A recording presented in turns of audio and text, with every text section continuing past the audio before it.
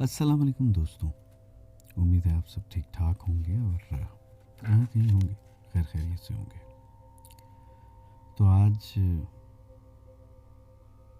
जो अफसाना मैं पढ़ने जा रहा हूँ उसका उन्वान है पानी का दरख्त, और इसे कृष्ण चंद्र जी ने लिखा है, जिनके बारे में साहिर लुधियानवी कहते हैं कि कृष्ण चंद्र पहले रोशनी की बजाय जहर से लिखने का आदी था। आजकल जहर की बजाय खून से लिखता है। जाहिर है कि मुल्क और कौम के खून से नहीं, अपने खून से। बेहद हसास और जज्बाती है। मामूली से मामूली वाक़या उसके जज्बात में हलचल पैदा कर देता है और फिर वो चीख उठता है, समाज के ख़िलाफ़, मज़हब के ख़िलाफ़, हुकूमत के ख़िलाफ़, यहाँ तक कि खुद अपने ख़िलाफ़। अगर आपने अभी तक हमारा चैनल सब्सक्राइब नहीं किया तो सब्सक्राइब कीजिए और साथ साथ बेल आइकन को भी क्लिक कर दीजिए।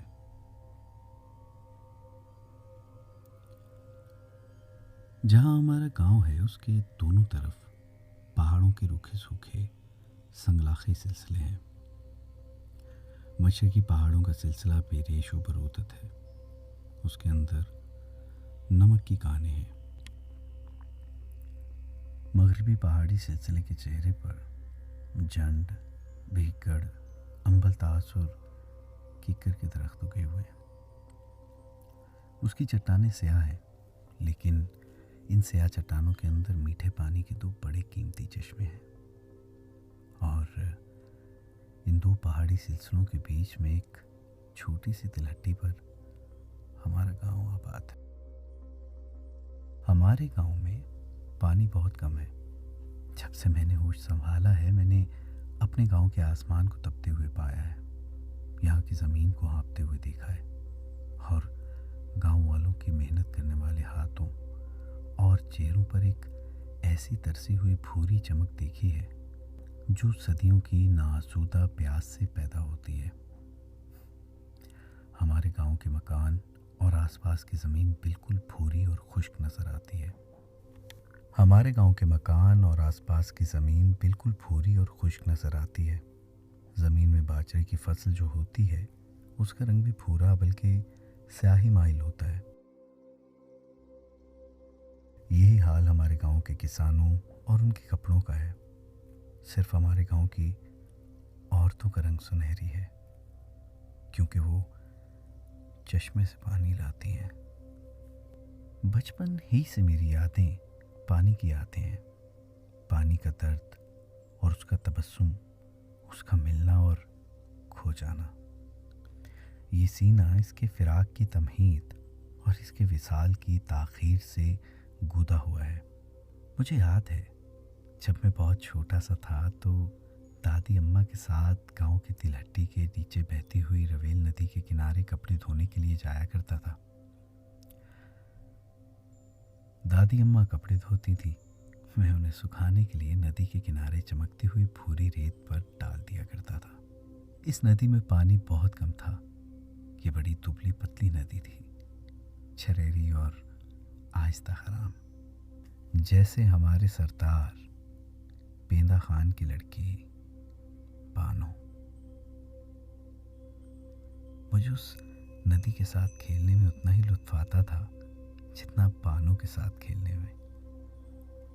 दोनों की मुस्कुराहट मीठी थी और मिठास की कदर वही लोग जानते हैं जो मेरी तरह नमक की कान में काम करते हैं। मुझे याद है हमारी रवेल नदी साल में सिर्फ 6 महीने बहती थी। 6 महीने के लिए सूख जाती थी। जब चैत का महीना जाने लगता तो नदी सूखना शुरू हो जाती, और जब बैसाख ख़त्म होने लगता तो बिल्कुल सूख जाती। और फिर उसकी तह पर कहीं कहीं छोटे छोटे नीले पत्थर रह जाते, यह नरम नरम कीचड़ जिसमें चलने से यूँ मालूम होता था जैसे रेशम के दबीज गालीचे पर घूम रहे हों। चंद दिनों में ही नदी का कीचड़ भी सूख जाता और उसके चेहरे पर बारीक तरसों और छुरियों का जाल फैल जाता। किसी मेहनती किसान के चेहरे की तरह उसके होठों पर खुश्क पपड़ियां जम जाती और ऐसा मालूम होता जैसे उसकी गर्म गुदास रेत ने साल साल से पानी की एक बूंद भी नहीं चखी। मुझे याद है पहली बार जब मैंने नदी को इस तरह सूखते हुए पाया था तो बेकल, बेचैन और परेशान हो गया था और उस रात सो भी नहीं सका था। उस रात दादी अम्मा मुझे बहुत देर तक गोद में लेकर अजीब अजीब कहानियां सुनाती रहीं और सारी रात दादी अम्मा की गोद में लेटे लेटे मुझे रवेल नदी की बहुत सी प्यारी बातें याद आने लगीं। उसका हौले हौले पत्थरों से ठुमकते हुए चलना और पत्थरों के दरमियान से उसका जरा तेज होना और कतरा कर चलना, जैसे कभी कभी बानो गुस्से में गली के मोड़ पर से तेजी से निकल जाती है और जहां दो पत्थर एक दूसरे के बहुत करीब होते थे वहां मैं और बानो बाजरे की डंडियों की बनी हुई पंचक्की लटका देते थे और गीला आटा पिसाते थे। पंचक्की नदी की आहिस्ता खरामी के बावजूद कैसे तेज तेज चलती थी और अब ये नदी सूख गई। इन सब बातों को याद करके मैंने दादी अम्मा से पूछा, दादी अम्मा ये हमारी नदी कहाँ चली गई? जमीन के अंदर छुप गई। क्यों? सूरज के डर से। क्यों? ये सूरज से क्यों डरती है? सूरज तो बहुत अच्छा है। सूरज एक नहीं बेटा, दो सूरज है। एक तो सर्दियों का सूरज है, वो बहुत अच्छा और मेहरबान होता है। दूसरा सूरज गर्मियों का है, ये बड़ा तेज, चमकीला और गुस्से वाला होता है। और ये दोनों बारी बारी हर साल हमारे गांव में आते हैं। जब तक तो सर्दियों का सूरज रहता है हमारी नदी उससे बहुत खुश रहती है, लेकिन जब गर्मियों का जालिम सूरज आता है तो हमारी नदी के जिस्म से उसका लिबास उतारना शुरू कर देता है। हर रोज कपड़े की एक तह उतरती चली जाती है और जब बैसाखी का आखिरी दिन आता है तो नदी के जिस्म पर पानी की एक पतली सी चादर रह जाती है। उस रात को हमारी नदी शर्म के मारे जमीन में छुप जाती है और इंतजार करती है सर्दियों के सूरज का, जो उसके लिए अगले साल पानी की नई पोशाक लाएगा। मैंने आग झपकते हुए कहा, सचमुच गर्मियों का सूरज तो बहुत बुरा है। लो अब सो जाओ बेटा। मगर मुझे नींद नहीं आ रही थी, इसलिए मैंने एक और सवाल पूछा, दादी हमारे नमक के पहाड़ का पानी क्यों कड़वा है?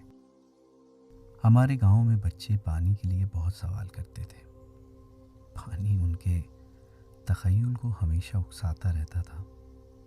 दूसरे गांव में जहां पानी बहुत होता है वहां के लड़के शायद सोने के जजीरे ढूंढते होंगे या वरिस्तान का रास्ता तलाश करते होंगे, लेकिन हमारे गांव के बच्चे होश संभालते ही पानी की तलाश में निकल पड़ते हैं और तिलहट्टी पर और पहाड़ी पर और दूर दूर तक पानी को ढूंढने का खेल खेलते हैं। मैंने भी अपने बचपन में पानी को ढूंढा था। किस तरह कांपते हुए हाथों से मैंने चट्टानों के दरमियान से छिछकते हुए पानी को अपनी छोटी छोटी उंगलियों का सहारा देकर बाहर बुलाया था। और जब मैंने पहली बार उसे ओक में लिया तो पानी मेरे हाथ में यूं कांप रहा था जैसे नौ गिरफ्तार चिड़िया बच्चे के हाथों में कांपती है। फिर जब मैं इसे ओक में भरकर अपनी जुबान तक ले गया तो मुझे याद है मेरी कांपती हुई खुशी कैसे तलख अख्तू में बदल गई थी। पानी ने जबान पर जाते ही बिच्छू की तरह डंक मारा और उसके जहर ने मेरी रूह को कड़वा कर दिया। मैंने पानी थूक दिया और फिर किसी नए चश्मे की तलाश में चल खड़ा हुआ, लेकिन नमक के पहाड़ पर मुझे आज तक मीठा चश्मा न मिला। इसलिए जब नदी सूखने लगी तो मीठे चश्मे की याद ने मुझे बेचैन कर दिया और मैंने दादी अम्मा से पूछा, दादी अम्मा ये नमक के पहाड़ का पानी कड़वा क्यों है? दादी अम्मा ने कहा, ये तो एक दूसरी कहानी है, तो सुनाओ। नहीं, तो अब सो जा। नहीं, सुनाओ, नहीं तो हम रोएंगे। अच्छा बाबा, सुनाती हूँ, मगर तुम अब चीखोगे नहीं? नहीं। और ना ही बीच में टोकोगे? नहीं। अच्छा, तो सुनो। ये जो इस तरफ तुम नमक की पहाड़ी देखते हो, ये पुराने ज़माने में एक औरत थी जो इस पहाड़ की बीवी थी, जहाँ आजकल मीठे पानी का चश्मा है। फिर एक रोज़ दियों में बड़ी जंग छिड़ी और ये सामने का पहाड़ भी, जो इस औरत का खाविंद था, जंग में भर्ती हो गया और बीवी को पीछे छोड़ गया और उसे कह गया कि वो उसके आने तक कहीं ना जाए, ना किसी से बात करे, सिर्फ अपने घर का ख्याल करे। अच्छा, हाँ। फिर कई साल तक बीवी अपने देव खाविंद का इंतज़ार करती रही, लेकिन उसका खाविंद जंग से ना लौटा।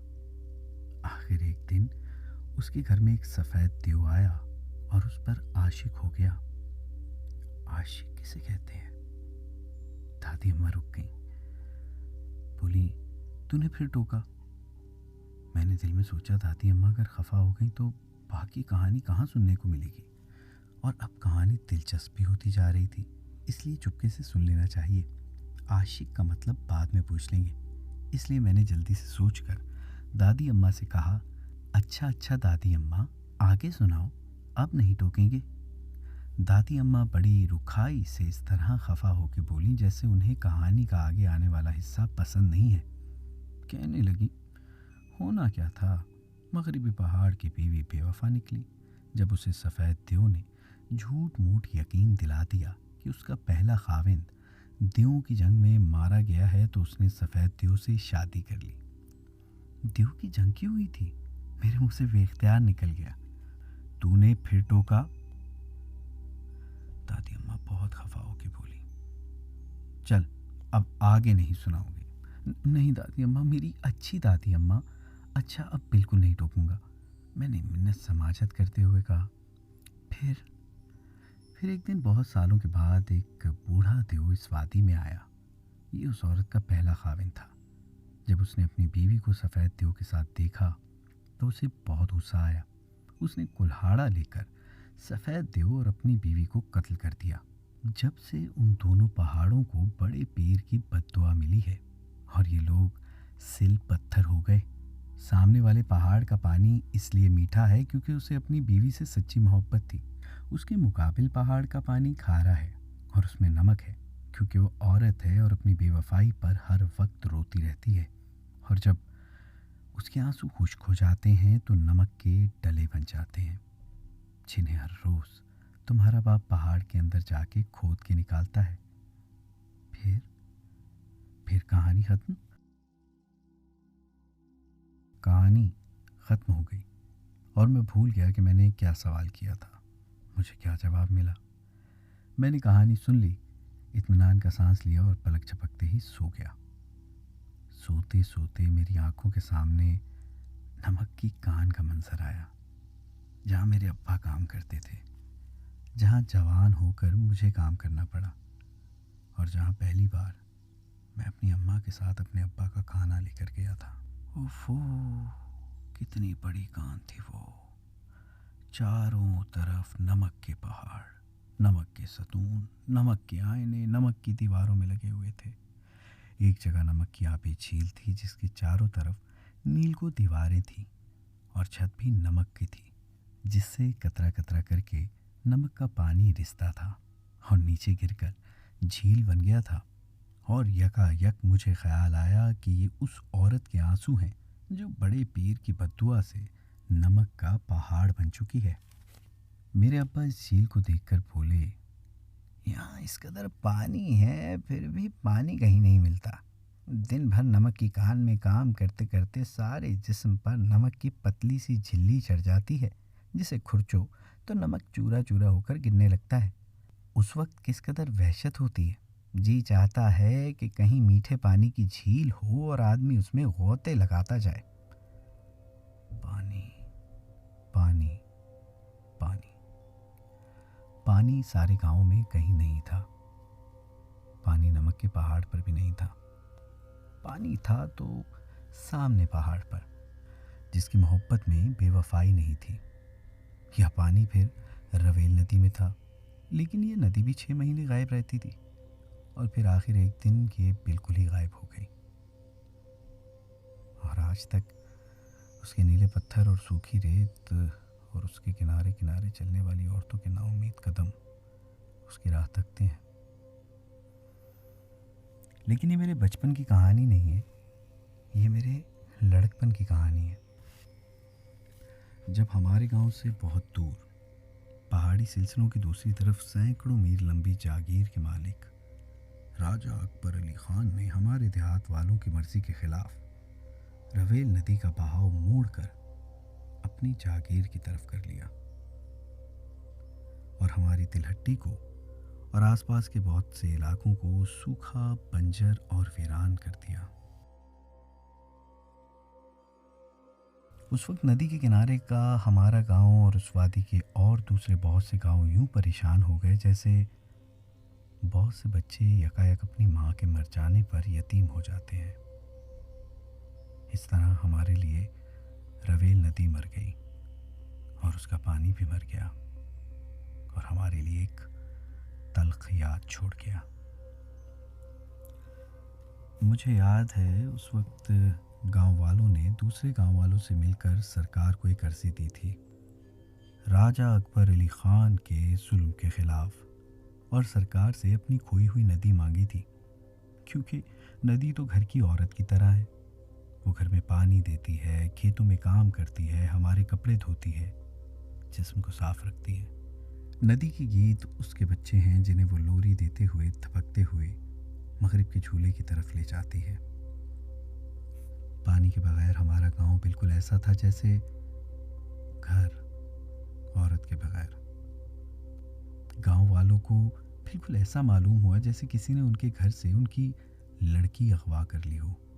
वही गम, वही गुस्सा था, वही तेवर थे, वही मरने मारने के अंदाज थे। लेकिन राजा अकबर अली खान चकवाल के इलाके का सबसे बड़ा जमींदार था। हुकूमत के अफसरों के साथ उसका गहरा असर रसूख था। नमक की कान का ठेका भी उसी के पास था। नतीजा ये हुआ कि गांव वालों को उनकी नदी वापस न मिली। उल्टा हमारे बहुत से गांव वाले जो नमक की कान में काम करते थे बाहर निकाल दिए गए। उनका कसूर सिर्फ ये था कि उन्होंने अपने गांव के अगवाशुदा पानी को वापस बुलाने की जुर्रत की थी। मुझे याद है उस रोज़ अब्बा कांपते कांपते घर आए थे। उनके चेहरे का रंग उड़ा हुआ था और बार बार अपने कानों को हाथ लगाकर कहते, तौबा तौबा, कैसी गलती हुई। वो तो अल्लाह का काम था कि मैं बच गया, वरना राजा साहब मुझे निकाल देते। मैं तो अब कभी राजा के खिलाफ अर्जी नहीं दूंगा, चाहे वो पानी तो क्या मेरी लड़की ही क्यों ना अगवा करके ले जाए। तौबा तौबा। और ये भी सच है कि हमारे गांव में पानी की इज्जत लड़की की तरह बेशकीमत है। पानी जो जिंदगी देता है, पानी जो रगों में खून बन के दौड़ता है, पानी जो मुंह धोने को नहीं मिलता, पानी जिसके ना होने से हमारे कपड़े भूरे और मैले रहते हैं, सर में जुएं, जिस्म पे पसीने की धारियां और रूह पर नमक जमा रहता है। ये पानी तो सोने से ज़्यादा कीमती है और लड़की से ज़्यादा हसीन। इसकी कदर और कीमत हमारे गांव वालों से पूछिए, जिनकी ज़िंदगी पानी के लिए लड़ते झगड़ते गुजरती है। एक दफ़ा सामने के पहाड़ के मीठे चश्मे से पानी लाने के लिए सरवर खां की बीवी सैदा और अयूब खान की बीवी आयशा दोनों आपस में लड़ पड़ी थी। हालांकि दोनों इतनी गहरी सहेलियां थीं कि हर वक्त इकट्ठे रहती। घर भी उनके साथ साथ थे। चश्मे पर पानी भी इकट्ठे ही लेने जाती थी। पहले एक फिर दूसरी पानी भरती। बारी बारी वो दोनों एक दूसरे का घड़ा उठाकर सर पर रखती और फिर बातें करते हुए वापस चल पड़ती। लेकिन आज ना जाने क्या हुआ, आज जाने दोनों को क्या जल्दी थी। एक कहती पहले मैं पानी भरूंगी, दूसरी कहने लगी नहीं मैं भरूंगी। शायद उन्हें गुस्सा एक दूसरे के खिलाफ नहीं था, शायद गुस्सा उन्हें इसलिए था कि यहाँ मीठे पानी का एक ही चश्मा था, जहाँ नदी के सूख जाने के बाद दूर दूर से लोग पानी लेने के लिए आते थे। मुंह अंधेरे ही औरतें घड़ा लेके चल पड़ती। जब यहाँ पहुँचती तो एक लंबी लाइन पहले से मौजूद होती, या चश्मे के मुंह से एक ऐसी पतली सी धार को निकलते देखती जो आधे घंटे में मुश्किल से एक घड़ा भरती थी। और 3 कोस का आना जाना क़यामत से कम ना था। लड़ाई की वजह कुछ भी हो, असली लड़ाई पानी की थी। दोनों औरतों ने देखते ही देखते एक दूसरे के चेहरे नोच लिए, घड़े तोड़ दिए, कपड़े फाड़ डाले और फिर रोती हुई अपने अपने घरों को गईं। तब सैदा ने सरवर खान को भड़काया और आयशा ने अयूब खान को। दोनों के खाविंद गुस्से से बेताब होकर कुल्हाड़ियाँ लेकर बाहर निकल पड़े और पेशतर इसके कि लोग आके बीच बचाव करें, दोनों ने कुल्हाड़ियों से एक दूसरे को ख़त्म कर दिया। शाम होते हुए दोनों हमसायों का जनाजा निकल गया। हमारे गांव के कब्रिस्तान की बहुत सी कब्रें पानी ने बनाई हैं। मेरे लड़कपन के ज़माने में जब ये 2 कत्ल हुए, उस वक्त सामने के पहाड़ पर एक ही मीठे पानी का चश्मा था। लेकिन बाद में जब मैं और बड़ा हुआ तो यहाँ एक और चश्मा भी निकल आया। इस नए चश्मे की दास्तान भी बहुत अजीब है। ये उस ज़माने का जिक्र है जब हमारे पोठोहार में सख्त काल पड़ा और गर्मी की वजह से इलाके के सारे नदी नाले और कुएं सूख गए। सिर्फ कहीं कहीं उन चश्मों में पानी रह गया जो पहाड़ों की कुओं में थे, जहाँ सूरज की रोशनी का गुजरना था। उन दिनों हमारे घरों में औरतें रात के 2 बजे ही उठ के चल देती और चश्मे के नीचे हमेशा घड़ों की एक लंबी कतार होती, जिससे प्यास से बिलखते हुए बच्चों की सदा आती थी। उस जमाने में बड़े बड़े लोग नेकी और खुदा तरसी से मुनहरिफ हो गए, और उन लोगों में सबसे बुरा काम जेलदार मलिक खान ने किया। उसने थानेदार फजल अली से मिलकर उस चश्मे पर पुलिस का पहरा लगा दिया और फिर तहसीलदार गुलाम नबी से मिलकर चश्मे के इर्द गिर्द सारी ज़मीन खरीद कर रातों रात उस पर एक 4 दीवारी बांध दी और 4 दीवारी के बाहर ताला लगा दिया। अब इस चश्मे से कोई आदमी बिला इजाज़त पानी नहीं ले सकता था, क्योंकि अब ये चश्मा जेलदार की मलकियत था और जेलदार ने चश्मे से पानी ले जाने वाले घड़ों पर अपना टैक्स रख दिया। 1 घड़े पर 1 आना, 2 घड़ों पर 2 आने। तब हमारे गांव में इस जुल्म के खिलाफ शोर मच गया, लेकिन पुलिस और सरकार जेलदार मलिक खान की हिमायत में थी। कानून भी उसकी तरफ था, और जिधर कानून था पानी भी उधर था। इसलिए गांव के सारे जवान और बुढ़े और बच्चे जमा हुए और मेरे अब्बा के पास आए। बोले, चचा खुदा बख्श, अब तुम ही हमें इस मुसीबत से निजात दिलवा सकते हो। वो कैसे? मेरे अब्बा ने हैरान होकर पूछा। सफ़ेद रेश बुढ़े हाकिम खान ने कहा, याद है मीठे पानी का चश्मा जो अब जेलदार मलिक खान का हो गया? ये चश्मा भी तुमने दरियाफ्त किया था।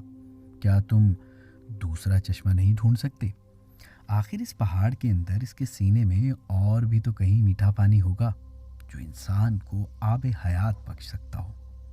खुदा बख्श, तुम हम सबसे काबिल हो, अपनी अक्ल दौड़ाओ, हम तुम्हारे साथ मरने मारने को तैयार हैं। हमारे गांव में पानी नहीं है और अब पानी चाहिए। मेरा अब्बा चारपाई पर उकड़ू बैठा था। उसी वक्त अल्लाह का नाम लेकर उठ खड़ा हुआ। सारा गांव उसके साथ था। पहाड़ पर चढ़ाई थी और तलाश पानी की थी। फरहाद की कोहकनी से पानी की तलाश मुश्किल है, ये बात मुझे उस रोज़ मालूम हुई, क्योंकि पानी सामने नहीं होता। वो तो एक छलावे की तरह पहाड़ की सिलवटों में गुम हो जाता है। पानी खाना बदोश है, आज यहाँ कल वहाँ। पानी एक परदेसी है जिसकी मोहब्बत का कोई एतबार नहीं।